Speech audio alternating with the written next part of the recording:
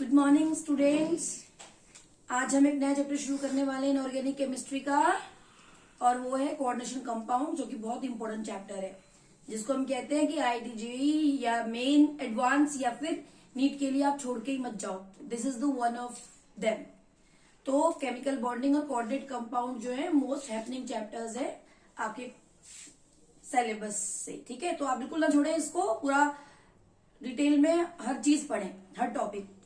इस टॉपिक में कुछ भी, इस चैप्टर में कुछ भी कहना कि ये टॉपिक इंपॉर्टेंट है, ये सही नहीं होगा बेटा, बहुत इंपॉर्टेंट चैप्टर है। तो देखिए हम शुरू कर रहे हैं कोऑर्डिनेट कंपाउंड्स। कोऑर्डिनेट कंपाउंड्स में 2018 या 17 की बात है, 12th में पूछा होता सीधा सवाल कि डबल सॉल्ट्स कौन से होते हैं, एग्जाम्पल बताइए। और 2018 में नीट में सवाल पूछा होता है कार्नेलाइट का फॉर्मूला क्या है। सीधा कार्नेलाइट, 4 ऑप्शन दिए हुए थे और 4 फॉर्मूले लिखे हुए थे, उनमें से बताना था कि कार्नेलाइट कौन है, सीधा टिक मारना था आपको। तो देखिए बेटा, डबल सॉल्ट्स वो होते हैं जो जिनसे मिलाओ उनमें, जिनसे बना, मतलब डबल सॉल्ट मतलब जैसे नाम से मालूम चल रहा है कि 2 सॉल्ट से मिलके बना हुआ है, और 2 सॉल्ट से मिलकर बने हुए सॉल्ट को डबल सॉल्ट बोलते हैं। और जब उसे हम पानी में डिसॉल्व करते हैं तो वो अपने आयंस में टूट जाता है, लेकिन सॉल्ट स्टेट में वो स्टेबल होता है। एक्चुअली होता क्या है, इस कोऑर्डिनेशन कंपाउंड्स के अंदर जो ट्रांजिशन एलिमेंट्स होते हैं, डी ब्लॉक एलिमेंट, उनकी जो होती है टेंडेंसी कॉम्प्लेक्स बनाने की, वो बहुत ज्यादा होती है।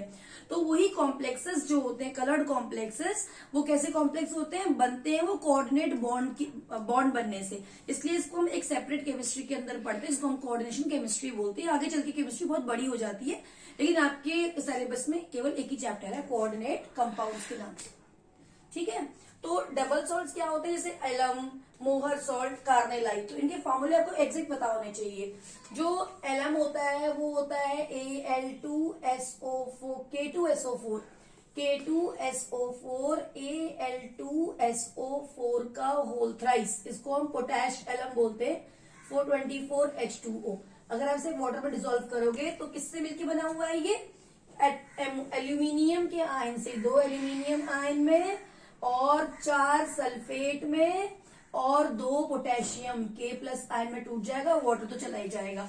तो ठीक है बेटा, कभी कभी आपसे ये पूछ रहे हैं कैटाइंस और एनाइंस में, पोटैश एलम में ऐसे पूछ सकते हैं कैटाइंस और एनाइंस कितने रेशियो में होते हैं, कितने रेशियो, कितने कैटाइंस हैं यहाँ मिले आपको, 2 और 2 4, और ये एनाइन कितने मिले, 4 है ना।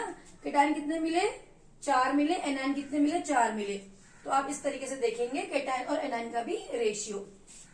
अब देखिए मोहर सॉल्ट क्या होता है, मोहर सॉल्ट होता है Fe ferrous sulphate, FeSO4, ammonium sulphate, 2 ions का, 2 सॉल्ट का कॉम्बिनेशन, .6H2O। इसको भी अगर आप वाटर में डिसॉल्व करोगे तो ये भी Fe2+ और एमोनियम पॉजिटिव आयन और सल्फेट 4 जिनसे बना उन आयन में टूट जाएगा। और कार्नेलाइट होता है KClMgCl2.6H2O। इसे भी आप वाटर में डिसॉल्व करोगे तो ये K++Mg2++ twice of Cl- in ions में ब्रेक हो जाएगा। यानी कि डबल सॉल्ट्स वो होते हैं जो जिनसे बनते हैं उनमें ही टूट जाते हैं, लेकिन वो सॉल्ट स्टेट में स्टेबल होते हैं। कोऑर्डिनेट कंपाउंड्स भी कुछ इस तरीके के होते हैं, वो सॉल्ट स्टेट में स्टेबल होते हैं, लेकिन डिफरेंस ये होता है कि वो पूरे के पूरे जिनसे बने होते हैं उनमें डिसोशिएट नहीं होते एक्वस मीडियम में। लाइक देखिए कॉम्प्लेक्स सॉल्ट्स क्या होते हैं, बने किस किस से हैं, पोटेशियम से, Fe से, है ना, और Cn से। तो अगर हम इसको वाटर में डिसॉल्व करेंगे तो वाटर में डिसॉल्व करने पर क्या हो जाएगा, ये जो बाहर है, ये जो होता है स्क्वायर ब्रैकेट के अंदर, इसको हम बोलते हैं कोऑर्डिनेशन स्फीयर। ये जो है इसके अंदर, ये है मेरा कोऑर्डिनेशन स्फीयर, और ये कभी ब्रेक नहीं होता, इसे कॉम्प्लेक्स, यही है एक्चुअल में जो है इसके अंदर, इसे बोलते हैं कोऑर्डिनेशन स्फीयर। ठीक है, अब और जो बाहर है वो क्या है, K। तो अगर आप इसे पानी में डिसॉल्व करोगे तो ये 4K++, ये कॉम्प्लेक्स जो है वो कभी डिसोशिएट नहीं होता बेटे।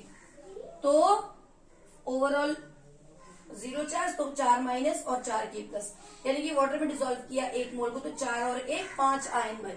ठीक है, ऐसे इसमें भी करेंगे। इसको अगर आप वाटर में डिसॉल्व करो तो ये मेरा कोऑर्डिनेशन स्फीयर हो गया, ये आपका टूटने वाला नहीं है, जो बाहर काउंटर आयन है वो ब्रेक होगा। तो ये CuNH3 का होल 4, ये तो ऐसे ही रहने वाला है, और उसके बाद 2 Cl-, इसके ऊपर 2 नेगेटिव, तो यहाँ 2 पॉजिटिव चार्ज। तो आपने 1 मोल लिया तो आपके कितने मोल बने, 3 मोल आयंस बने। तो ये न्यूट्रल है, न्यूट्रल है, मतलब क्योंकि अब सारा का सारा आपका किसके अंदर है, इस कोऑर्डिनेशन स्फीयर के अंदर है, तो अभी तो टूटने वाला है नहीं, तो ये ब्रेक नहीं होगा, तो ये पानी में जाकर आयंस नहीं बनाएगा, और जब पानी में जाकर आयन नहीं बनाएगा तो एक्वस मीडियम में इलेक्ट्रिसिटी कंडक्ट नहीं करेगा। तो अब आप देखिए कॉम्प्लेक्स कितने टाइप के दिख गए आपको यहाँ पर, अगर आप देखेंगे तो 3 टाइप के वो कॉम्प्लेक्सेस दिए गए कोऑर्डिनेट कंपाउंड्स। कितने टाइप के, एक जिसमें देखिए कॉम्प्लेक्स आपका एनायन है, यहाँ देखिए आपने वाटर डिसॉल्व किया तो कॉम्प्लेक्स आपका एनायन मिला, तो एनायनिक कॉम्प्लेक्स हो गया। एनायनिक कॉम्प्लेक्स पहचानेंगे कैसे, आपके कैटायन जो है वो कोऑर्डिनेट से पहले लिखा हुआ होगा। अब देखिए जब आपने इसको तोड़ा तो क्या बना, कॉम्प्लेक्स पॉजिटिव आया, आप बोलेंगे कैटायनिक कॉम्प्लेक्स, ठीक है, तो ये कैटायनिक कॉम्प्लेक्स बन गया।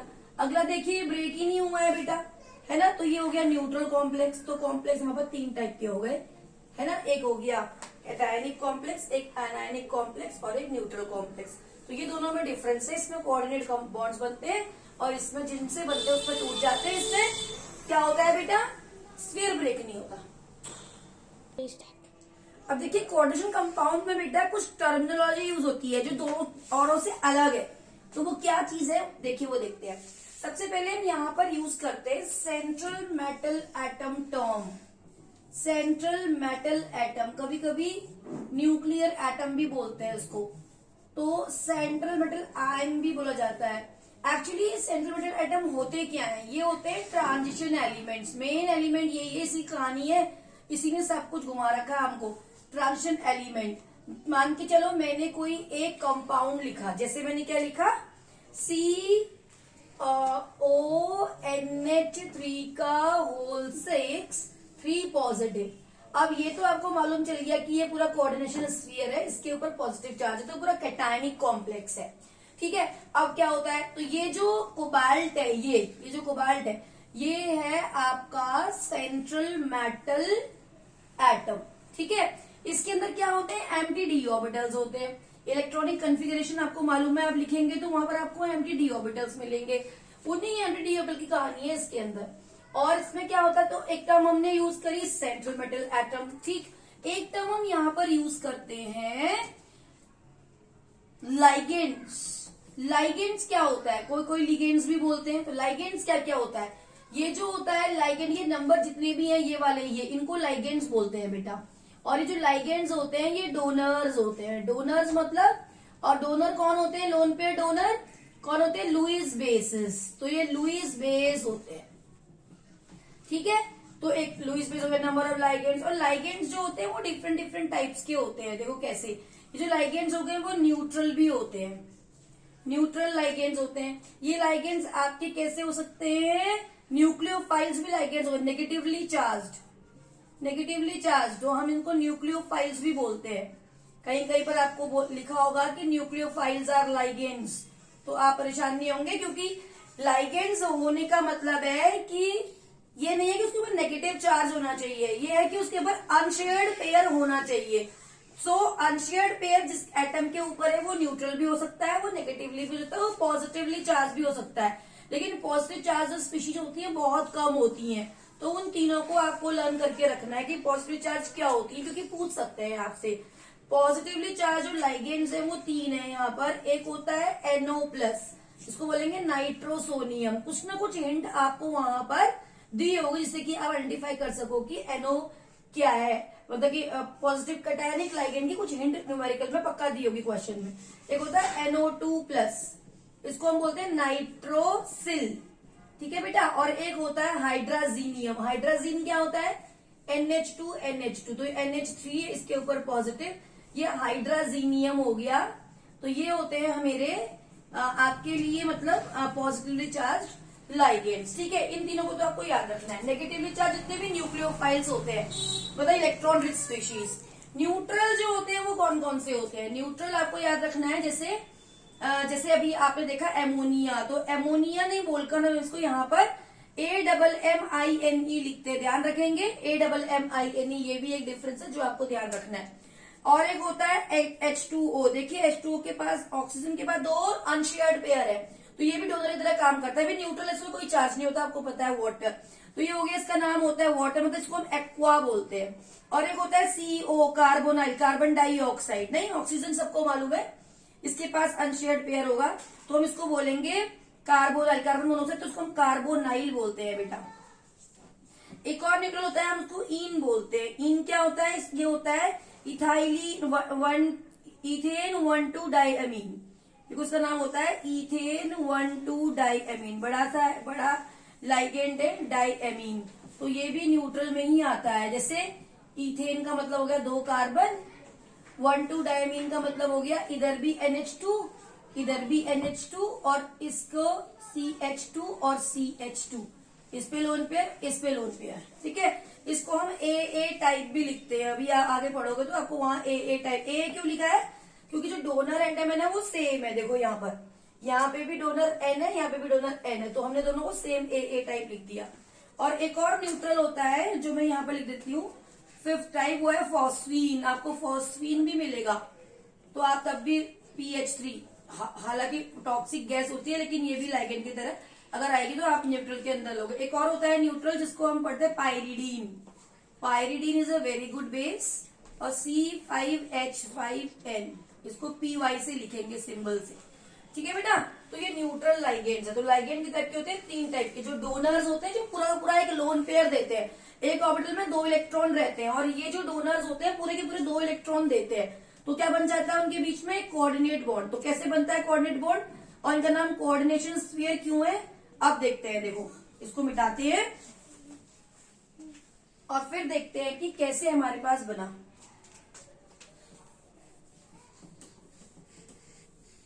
तो हमने पढ़ा कि लाइगेंड 3 टाइप के होते हैं, नहीं एक नई टर्म लाइगेंड, और वो 3 टाइप के होते हैं। कितने टाइप के होते हैं देख लेंगे। अगर आपको PDF चाहिए तो मैं PDF का लिंक भी इस बार आपको इस वीडियो के साथ साथ 12th क्लास का के लिए जो इम्पोर्टेंट है बोर्ड के लिए, वो सारा जितना भी पढ़ा रही हूँ उसकी PDF बनाकर उसका लिंक मैं अपलोड करके गूगल में उसका लिंक मैं आपको दे दूंगी बेटा। वहां से आप जिसको चाहिए वो डाउनलोड कर सकता है, ठीक है। ये हो गया। तो अब देखिए ये मिटाते हैं। अभी हम क्या पढ़ने वाले थे? कोऑर्डिनेशन क्यों बोलते हैं। मान के चलो मैंने कॉपर लिखा है, अभी जो मैंने एग्जाम्पल लिखा है उसी को मैं एक्सप्लेन कर देती हूँ। देखो ये रहा 3 पॉजिटिव, ठीक है बेटा। अब देखो इसमें क्या होता है, इसके पास लोन पेयर है। कॉपर का अगर आप इलेक्ट्रॉनिक कन्फिगरेशन लिखोगे 29 मिलेगा। 29 मतलब 3D10 4s1। तो इसके बाद क्या होगा, इधर आपको 4p भी होंगे जो खाली पड़े होंगे, 4d भी होंगे जो खाली पड़े होंगे, ठीक है। तो 4p खाली पड़ा ऑर्बिटल है, 4d पूरा खाली पड़ा ऑर्बिटल है। तो इस तरीके से एम्प्टी ऑर्बिटल्स होते हैं, अंदर भी हो सकते हैं एम्प्टी ऑर्बिटल्स। तो क्या होते हैं, एक ऑर्बिटल में कितने इलेक्ट्रॉन रहते हैं? 2 इलेक्ट्रॉन। तो ये क्या करता है, नाइट्रोजन इस कॉपर को, इसके ऊपर जो एम्प्टी ऑर्बिटल है उसको क्या करता है, ये अपना पूरा का पूरा लोन पेयर दे देता है, तो उसको बोलते हैं डोनर। और ये क्या हो गया आपका, एक्सेप्टर। और इसे क्या, इसलिए इसको क्या बोलते हैं, डोनर एक्सेप्टर रिलेशनशिप या कोऑर्डिनेट बॉन्ड, जो हम केमिकल बॉन्डिंग में यूज करते थे टर्म, वही टर्म है, बिल्कुल कोई अलग चीज नहीं है। कोऑर्डिनेट बॉन्ड या डेटिव बॉन्ड बोलते हैं। तो इसी बॉन्ड की वजह से इन चैप्टर चैप्टर का नाम पड़ा कोऑर्डिनेट कंपाउंड्स, ठीक है। तो यही होता है डोनर एक्सेप्टर रिलेशनशिप, जिसकी वजह से हम कोऑर्डिनेट कंपाउंड बोलते हैं। इसको जो स्क्वायर ब्रैकेट के अंदर है इसीलिए हम इसको कोऑर्डिनेशन स्फीयर भी बोलते हैं। एक और टर्म यूज होगी इसके अंदर बेटा, दैट इज कोऑर्डिनेशन नंबर, पड़ोसी। सॉलिड स्टेट में हम इसे क्या बोलते थे, हमारे बिल्कुल चिपके हुए, घर से चिपके हुए पड़ोसी, हमारे कितने बिल्कुल नियरेस्ट पड़ोसी हैं। तो इसके भी पड़ोसी, इस कॉपर के पड़ोसी कितने हैं, इनके साथ कितने जुड़े हुए हैं, इसके साथ एमाइन 6। तो जो नंबर ऑफ लाइगेंड्स जो होता है वो कोऑर्डिनेशन नंबर होता है। नेबरिंग एटम्स, ठीक है। तो आगे देखिए,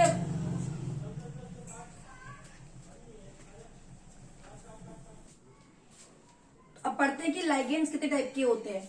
देखो बेटा, लाइगेंड्स अभी हमने पढ़ा कि न्यूट्रल लाइगेंड्स, कैटायनिक लाइगेंड्स और एनायनिक लाइगेंड्स। कैटायनिक लाइगेंड्स में मैंने आपको बताया था NO क्या होता है और नाइट्रोसोनियम, NO2 प्लस को ठीक करना बेटा, ये नाइट्रोसिल नहीं होता, नाइट्रोनियम होता है, ठीक है। तो उसको ठीक कर लेंगे, नाइट्रोनियम होता है। और ये हाइड्रोजीनियम हो गया, 3 कैटायनिक हो गए, इसको तो सेपरेटली याद ही कर लो बस। एनायनिक लाइगेंड्स, इनके ऊपर नेगेटिव चार्ज होता है, जैसे, और इनके लिए कौन कौन से, जैसे हैलोजन सबसे ज्यादा एनायनिक होते हैं। तो इसके लिए क्या है हमारे पास, जैसे Cl- है, ठीक है।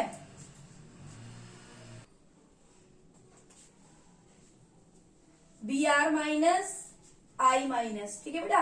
अब देखो Cl माइनस सिंपली हम इसको क्या लिखते हैं, अगर कहीं लिखेंगे तो क्लोरो लिखेंगे, है ना, क्लोराइड लिखते हैं, मतलब इसको ब्रोमाइड लिखते हैं सिंपली हम। तो ये चीज दो तरीके से आपको कॉम्प्लेक्स के अंदर मिल सकता है। देखो आपको ऐसे लिखा हुआ हो सकता है कि जैसे मैंने लिखा CONH3 का होल 5 Cl ऐसे, और 2 Cl2 बाहर, ठीक है। और ऐसा भी हो सकता है कि CONH3 का होल 6 सारे के सारे Cl बाहर। तो आप एक बात ध्यान रखेंगे, अगर जो Cl बाहर है वो सिंपल क्लोरीन है, वो सिंपल आयन है जो हम यूज करते हैं, अब तक यूज करते आए हैं, लेकिन जो स्फीयर के अंदर, कोऑर्डिनेट स्फीयर के अंदर आ गया, वो बन गया लाइगेंड, ठीक है। और ये लाइगेंड जो है, ये इसको हम क्लोरीन नहीं पढ़ते, इनके नाम अलग होते हैं, इसको हम पढ़ेंगे क्लोरिडो। तो ये जैसे ही इसके अंदर आया वो बन गया क्लोरिडो, और बाहर था तो वह है क्लोरीन। सिंपली ये जो है वो सिंपल क्लोरीन है। तो हेलोजन को हम हेलो बोलेंगे। Cl माइनस मतलब क्लोरो या क्लोरिडो, Br माइनस मतलब ब्रोमो या ब्रोमिडो, I माइनस मतलब आयोडो या आयोडिडो, F माइनस फ्लोरो या फ्लोरिडो, H माइनस अगर होगा तो हाइड्रिडो, OH माइनस हाइड्रोक्सो। और अगर मेरा ये बन जाता है CH3COO minus एसीटेटो,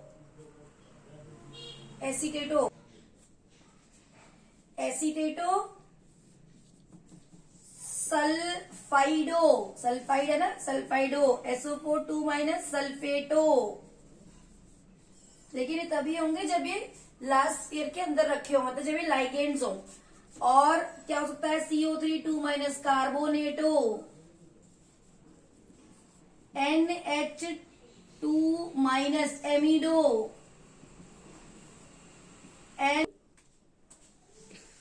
NO2 minus nitrito बेटा, और NO3 में तो नाइट्रेटो, ठीक है ना। O2 minus oxo, O2 minus peroxo, और Cn माइनस होगा तो Cn माइनस क्या है, स्यूडो हेलोजन है, तो हेलोजन की तरह नाम लिखा जाएगा इसका, या तो साइनेटो या साइनो भी लिख सकते हो, कोई गलत नहीं होगा, ठीक है। तो इस तरीके से हम नाम लिखते हैं नेगेटिव लाइगेंड्स के। पॉजिटिव आपने देख लिए, न्यूट्रल आपने देख लिए। अब देखिए बेटा क्या होता है, डेंसिटी के बेसिस पर भी हम लाइगेंड को डिवाइड करते हैं। डेंसिटी का मतलब समझो कि नंबर ऑफ डोनर एटम्स, मतलब एक लाइगेंड में कितने डोनर एटम लगे हुए हैं उसको हम बोलते हैं डेंसिटी। एक एटम एक बारी में एक ही देगा लोन पेयर। जैसे मैंने क्या बोला, वाटर,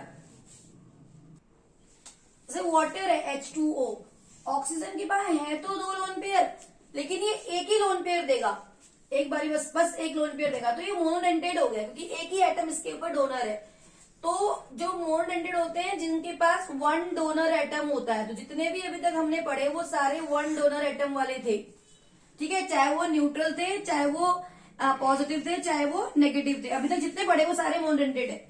बाइडेंटेड में क्या होता है, जिसमें 2 डोनर एटम्स होते हैं। जैसे अभी ज्यादा आपके कोर्स में नहीं है, आपके कोर्स में कौन कौन से होंगे, 2।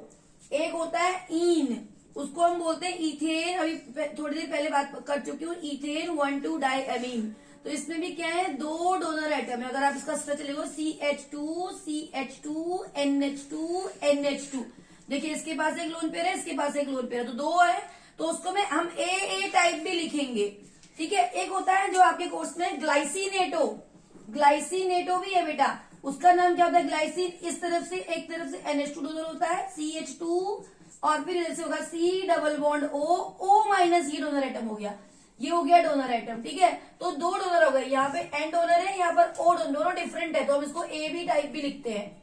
तो इन दोनों के बारे में पूरे में आपको जहाँ चर्चा मिलेगी आपके चैप्टर के अंदर। एक है आपके पास हेक्साडेंटेट लाइगेंड, जिसके बारे में सीधा सवाल पूछते हैं, इसका नाम है EDTA, जो हार्ड वाटर डिटेक्शन के लिए प्रैक्टिकल में मैडम ने आपको बताया होगा, टीचर ने, वहां यूज होता है। इसका नाम है ethylene diamine tetra acetic acid.